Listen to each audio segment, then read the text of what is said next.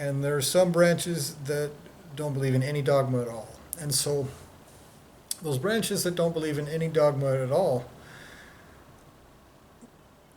to me, that seems like a more honest um, attempt to discern the truth about what's actually happening here, about existence itself, about existence in this place, you know. And they talk about how you shouldn't accept other people's word for it. You shouldn't accept things like ancient manuscripts or anything. You should go off of your own experience and make your own decision and try um, to find out what the actual truth is, you know. But and in those cases, because they don't make any actual claims about the way existence is, some people look at that as more of a way of thinking or a tool that you can use or a way that you can go about trying to discern the truth about existence itself instead of just blindly following some sort of book or dogma. And so um, however, that seems to be kind of a minority of Buddhism. Uh, I might be wrong about that. I hope I'm wrong about that. I hope that the majority of Buddhists are part of that kind of critical thinking um, group of people that genuinely want to honestly know the truth and to go about it in an honest way. And but in the East, or I'm sorry, in the West, the kind of Buddhism that you're presented is a Buddhism that has some sort of dogma attached to it. And so one of them is the concept of karma. A lot of Buddhists believe in karma. And so this is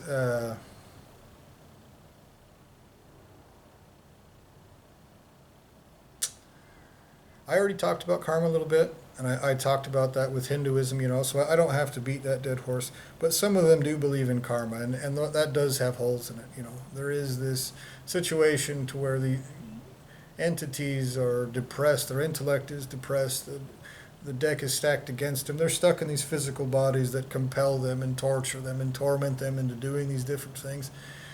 Your mental ability is depressed so that you can be tricked, and, subjugated and kicked into wood chippers and different things, you know. And so to punish somebody for these things that are happening in this way, you know, it's this idea of karma is just it's an incomplete idea. It's something that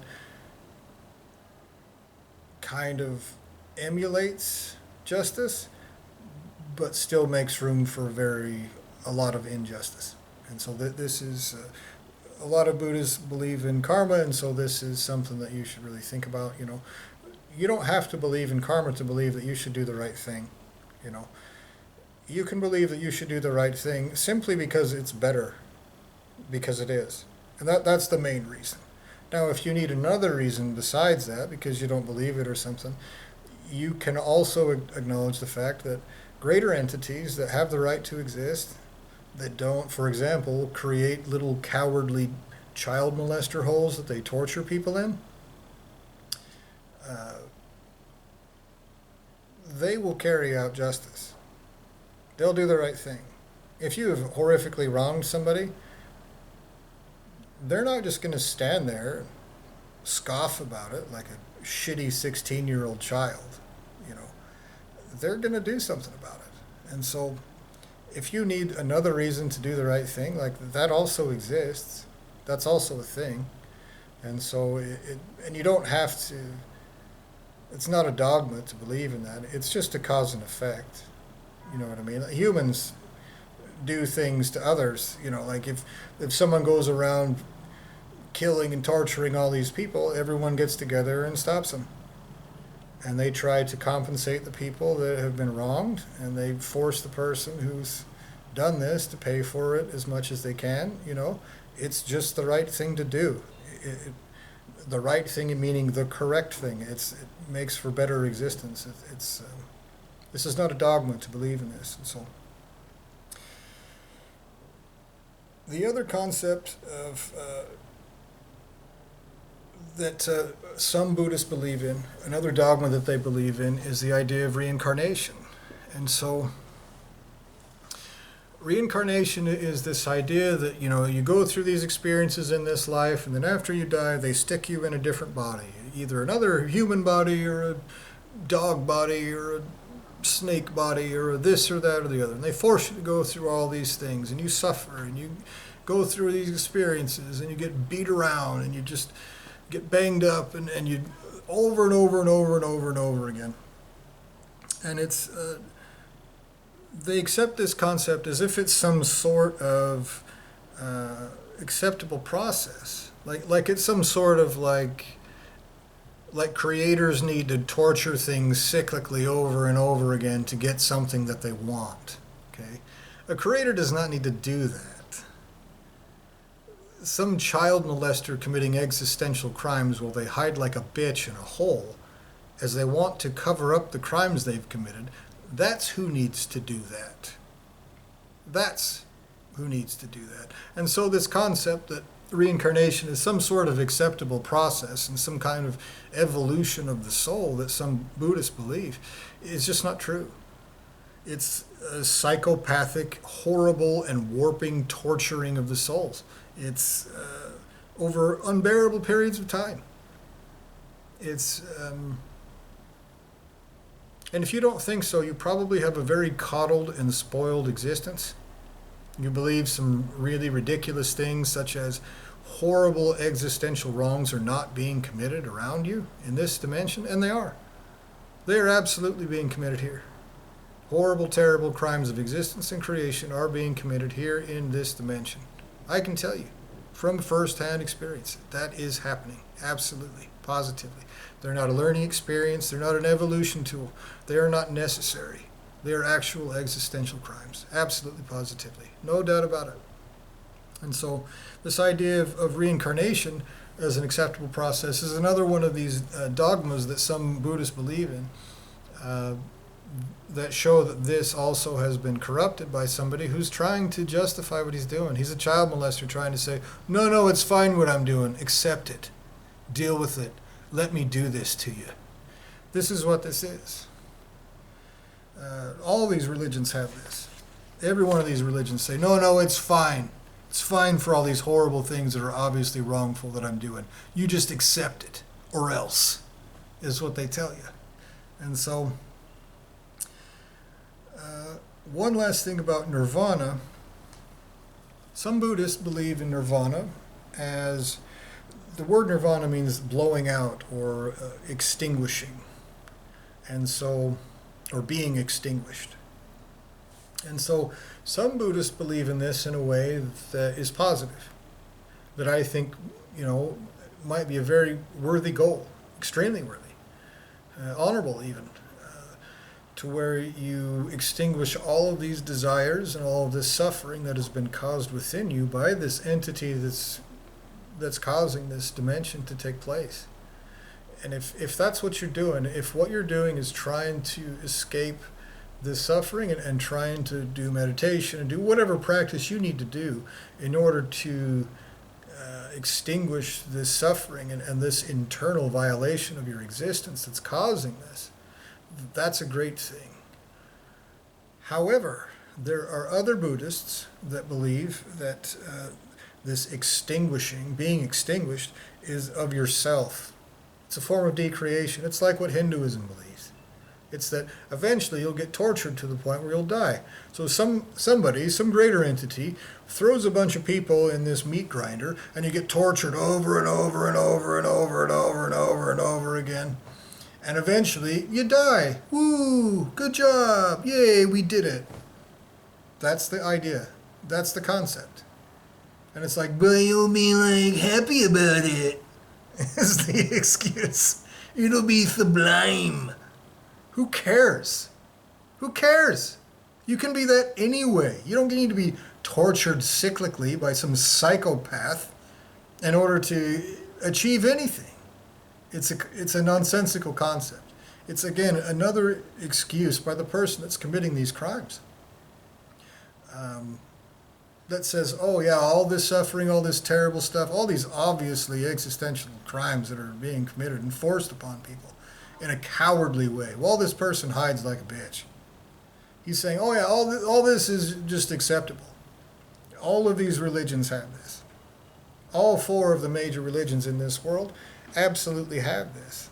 This, oh, well, you should accept it because somebody bigger says so, is basically what that says. Don't pay attention to the fact that it's actually wrong no matter how big they are. I mean, if somebody... Don't pay attention to what they're actually doing. Pay attention to the fact that he's bigger than you and says so, and so therefore he knows better. And it's just not, it's not true. If somebody's committing crimes, it's okay to admit that that's wrong. And while a lot of people might adopt these religious beliefs in order to get peace from the suffering, to feel better about it, to try to take some kind of power back for them, I don't want to take that from them. You know what I mean? I don't want to say that that's wrong to believe in these things. But I will say this. I will say it's okay to acknowledge when something is a crime. It's okay to acknowledge that if your government does it. It's okay to acknowledge it if some crooked cop does it. It's okay to acknowledge it if your sibling did it. It's okay to acknowledge it if your creator did it. It's okay to acknowledge if something is wrongful. It's okay to acknowledge that the person who created this dimension, whether he's your creator or not, he's not mine. He's never been my creator. He wants to pretend he is. But the creator of this dimension is not my creator. Absolutely, positively.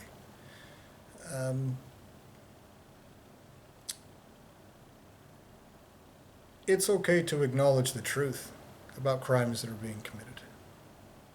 In fact, I would argue that it's probably an obligation, a responsibility, to acknowledge these things. And while that might cause you more suffering, I look around and I see anxiety and suffering anyway. If you're going to suffer and be anxious and all these different things anyway, you might as well acknowledge the fact that somebody is doing that to you. And if you do so, it might help you deal with it better. It might help you toughen up and say, oh, some fucking asshole. All right, motherfucker. And that's part of what it's done with me, is it's made me realize that all these things that they try to blame you for, all this suffering, this depression, all these different things, they really make it look like it's something wrong with you. It's not. This whole dimension is wrong. It's a crime. This whole existential situation is existential crime, committed by somebody who wants to cover it up. This is the truth. This is an absolute fact. And so I would suggest to you that you can find strength in that. You can find strength in opposing these crimes, even knowing that this person has the whole deck stacked against you. I know that the whole deck is stacked against me. I know that I've been put in a terribly vulnerable situation where somebody can rape and plunder and exploit my existence in torturous, absolutely psychotic, psychopathic ways. I know that that has been done to me. And I know that that person hides like a bitch from my fist, from even the touch of my eyes. But I know that me opposing that has existential worth. No matter where I'm from, no matter who I am, no matter who my creator is, no matter what happens in the future, I am opposing existential crimes, and that has existential worth. And that is something that I would suggest to you, to anyone, to, if you find that a very scary proposition, to let go of these dogmas and to acknowledge that there might be good parts in different things, but that the overall point is this is crime. This should not be happening. Everyone should be opposing this. And so that's what I would suggest to you. And I wish you luck in that. I wish everyone luck in that. Thank you.